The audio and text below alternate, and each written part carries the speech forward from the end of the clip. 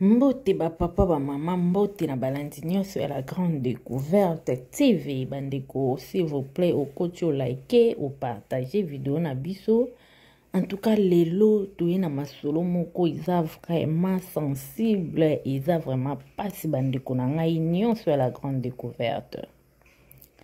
La famille lelo tomoni toza na mois ya septembre. Tomoni biso na soto yebi na mois ya septembre presque ba pays ebele ba parents ba se trakasaka po anini rentrée scolaire fo mwana azwa keti mwana azwa bakaye mwana fo eza na ba école musukutu fo mifutela minerval la famille avant bana babanda classe. Alors biso nyonso toyebi koma ba parents ba se trakasaka pona rentrée scolaire. Parents taza na mbongo te bandeko na ngai abetaka mutu po mwana ye atanga bandeko. Toyebi rentrée scolaire esalami vraiment ba place ebele na ba pays ebele.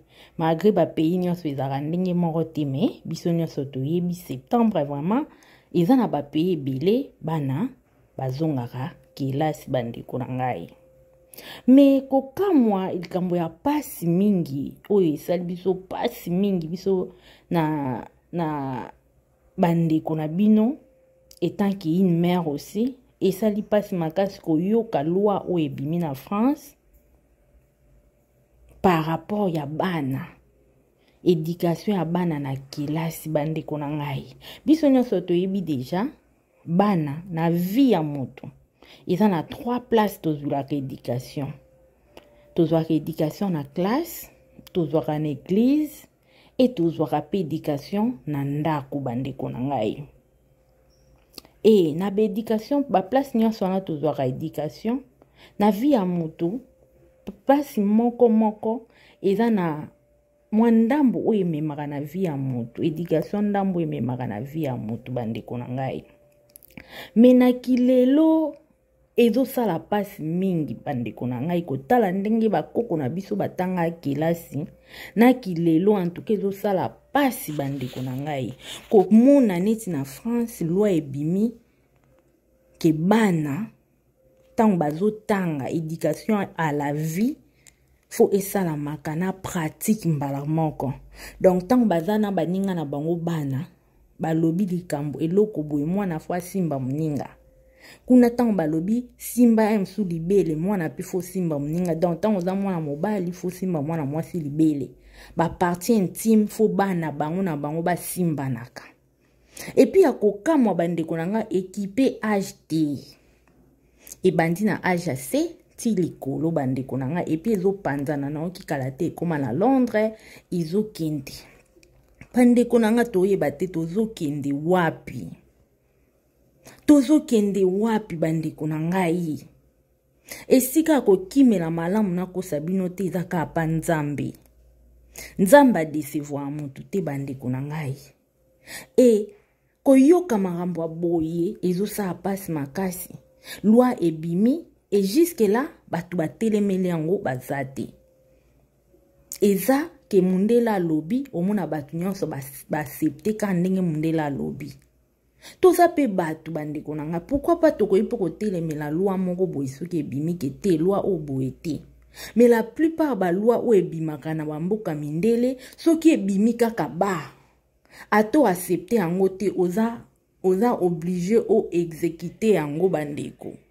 En tout cas ezosala pasi biso toyebi tango totanga ba kelasi ezalaka que éducation à la vie eza na âge o babanda kopesa éducation à la vie.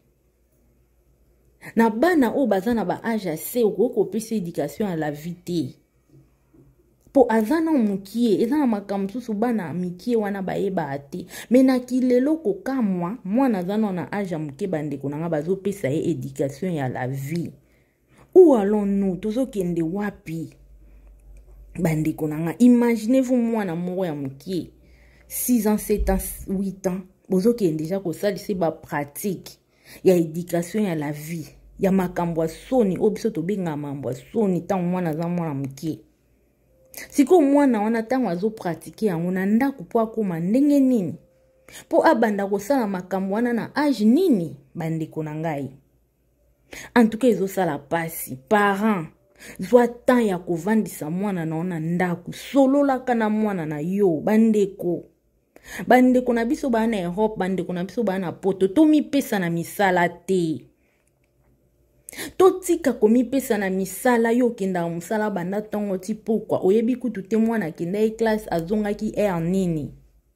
Oyebi kutu te mwana liaki nini bandeko na ngai. Mama batela mwana na yo, papa batela mwana na yo. La famille to mi pesa pa bana. Tolinga bana biso lobi bazala batu. No bazala batu moko ya kopola bandeko na nga. Lakisa mwana na olo sambo la famille. Lakisa mwana na onzela nzambe bandeko na ngai. Nzamba desevoir mutu te.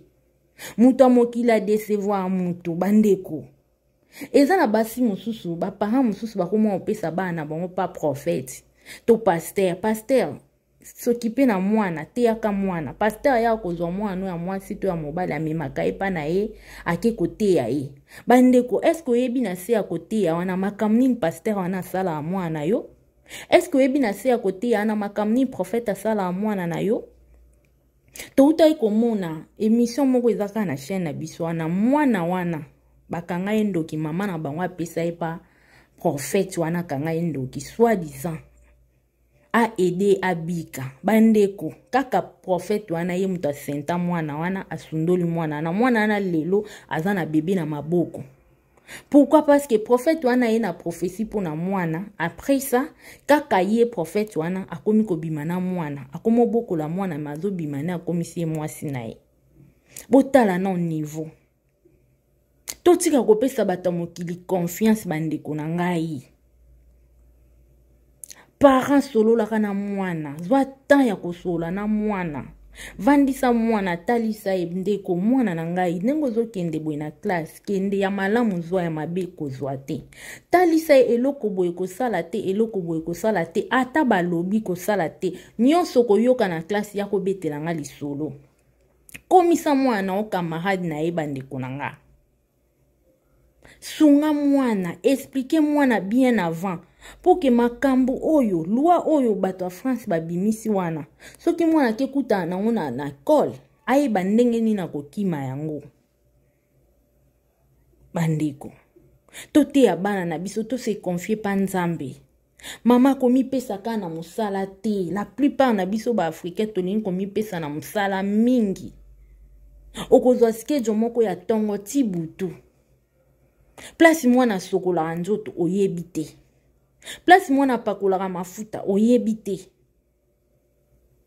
Otika mwana quelque part banda tongo tibutu. Mutu wana taela ko mwana. Esko yebi mutema na ye? Mutu wana taela ko mwana. Esko yebi oya sala pa mwana bandeko? Na betela bino lisolo moko. Eza na ndeko moya mwasi. Azwa chauffeur na ye. Apesa ye mwana ye mwasi akenda akotike. Chauffeur aza jeune garçon bandeko nanga. Afuta kimbongo. Aipsa ye. Ngate mana kenda msa ya kozwa mwana kenda na mwana na classe. Chaque jour zongisaka yake kozwa ke kozongisa. Ok, chauffeur aza na ndaku na ye obino mo boyebika ba jeune garçon. Chauffeur azwaka mwana akendaka ne nanu na ndaku. Mwana ana kenda kaka retard na classe. Chauffeur soka ye azwi mwana kena na ndaku. Tango akene ndaku akei asali makambo na ye na mwana esili azwi asokoli mwana bien akikotike na école. Ayebisa mwana juka kokoloba na koboma yo. Mwana pe kubanga wana. Moko akendaka avant pe aye kozwa ye ale na ye kozwa ye avant po funa leka pe boy. Ok lokuta. Aya ozwa mwana avant memi na na ndaku na ye basali makambo. Bino mo boyebi kaka makambo ngo pe defo ewumela te. Moko situ so sala ngo kaka posa kaka eza na bato mususu kaka ebima bima. Sali, piu, abomi trace, ake kotika mwana. Ti asala abongo, mwana ju msusa ke na école ko banga, professeur epse leka liboso, o répondre, o komama na tableau. Mwana leka boy, jipi makila. Professeur alobi, yo na âge no réglé déjà, mwana 8 ans. Wow, Professeur atala boy makila. Oh, bana classe nyonso ba elekeli ba makila. Professeur abengi mwana pembeni. Baluki babengi parents et tout, batuni mwana. Makilo ewuti wapi mwana zolenga bandeko nanga. Mwana lobi te makila oyo eza chauffeur na biso chaque jour so to uti ndako amemanga pa na ye asala ngai makambo salite so to silisi après asukola ngai kotika ngai. Mais oyo lelo na ebite poani sala bu ayibisanga jour na koloba ko boma ngai. E madame asimbi mutu madame abando mwana na ete bandeko nanga madame abanda kolela. Nde babe ko convoquer mama. Bayebisi mama yoka mwana oloba. Mwana bando banga bina koloba te bolobia na kana mama makambo ngana loba ki ba expliquer mama mwana na yo tala boy mama banda kolela. Uko mtazwi matanga. Bakanga garde chauffeur, babengisa chauffeur, bakangisi chauffeur et tout. Mais malgré bakangisa ki chauffeur, nani a perdre bandeko nanga. Mwana nani a baby. Iza trop tard, mwana mama wana baby, bake na eno hôpital, basali ba examen nyonso batali mwana deja panzana. Bandeko. Iza faute ya nani? Iza faute ya mama. Otik donc pesa no confiance pas chauffeur. Likona ngotan chauffeur ya kozongisa mwana yo yeba ate yo za na musala. Bandeko na ngai. Tokeba situ bandeko boza na bamboka bapaya. Tozala vraiment tosala très attention pour na bana. Solo la kana mwana zwa tana ya kosola kana mwana. Mwana za cadeau moko précieux o nzamba pesa biso. Alors tango zwa cadeau anaiba ko batela ngo. Nzambe pe akosepela na yo amona ke cadeau na pesa mwana nga oyo en tout cas salela ngo bien. Mais tango ozwi cadeau zo négliger nzamba osepela na ote bandeko na nga toyeba ko batela bana. Toyeba ko solola na bana. Toyeba ko sunga bana biso. Tocha musala kote bandeko mbongo esila ate. Mbongo koza na $10,000 lelo. Lobi oza na pose koma 15,000. Tango oza na 15,000 lobi kuno oza na pose koma 20,000 bandeko na nga mbongo posa mbongo esila ate mutako sabino te. Alors s'occuper na bana na yo parents. Parents te ya mwana na yo na ndako. Azala mwana mobali azala mwana mwasi. Zwaka ta ya kote ya mwana na yo. Eza facilité kokolisa mwana. Mais tozwa ta ya kote ya bana biso. Tozwa ta ya kosola na bana biso. Totika kolinga misala koleka bana. Totika kolinga bafitilité koleka bana bandeko na nga. Mokili o ndenge zokende mabe makasi Satan telemi.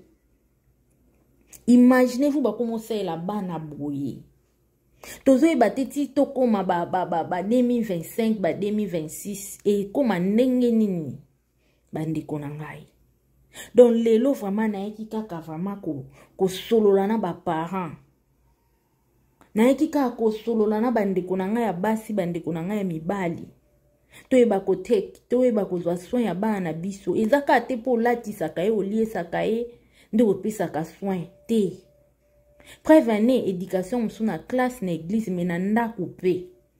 Tika kopesa pasteur confiance mwana no confiance te simbela kanga mwana. Te la kanga mwana oyebi makambo asala te. Tika kopesa mutu oyo azwaka soin ya mwana otikela ka mwana confiance. Oyebi makambo eleka te tango yo otikala otika mwana oke musala bandeko nanga. Batela bana na yo. Luko yeba ea mwana uta classe ea mwana kindaka. Yeba kosola na mwana. E sala biso bien bandeko. Po mokili osi e baby. Nyonso ekoma be na mokili o bandeko.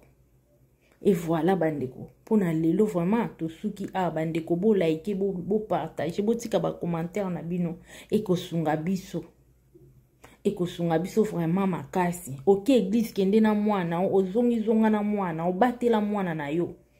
Isika nyonso zali te ya mwana na bandeko nanga oza na mutuka zokumba oza na bana solola kana bana te ya bana même na kati ya mutuka boke park boke restaurant ovandi na bana sololaka na mwana teyaka mwana malembe bandeko na ngai akoyoka nyonso na mbala moko te me malembe mwana oyoka yo tosala effort wana tobatela bango baza bakado précieux oza na ndako ozolamba benga mwana mo masolo bozosolola mwa bakestion mike classe kuna mambo eleka endeni professeur boye alobi nini histoire boye baloba nini bapapa botika na baesprit ya kotindela ngai esprit ya TikTok kotalaka bamitakala bafille kotalaka bavideo ezanga ntina na TikTok donc soko oyoki kaka kuna eloko boye ebimaki oyoka kuna papa tindela ngai mama pe akoma deja tindela ngai otala kaka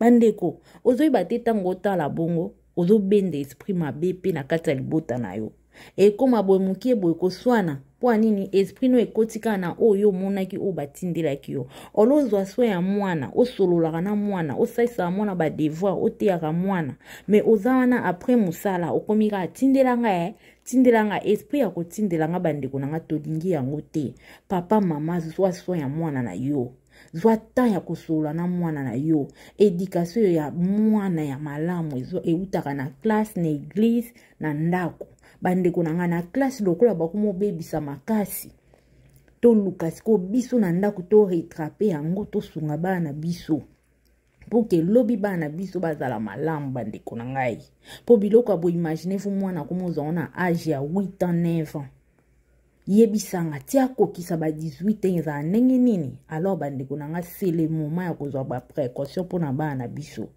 donc pona lelo bandeko na nga tosuki awa o azana mato ya koyoka yoki o azana matema kosalela salela voilà bandeko na ngai pona lelo bisous bye tomonani mbala sima bo like bo partager bandeko musupe bayoka message oyo ekesunga biso nyonso bisous bye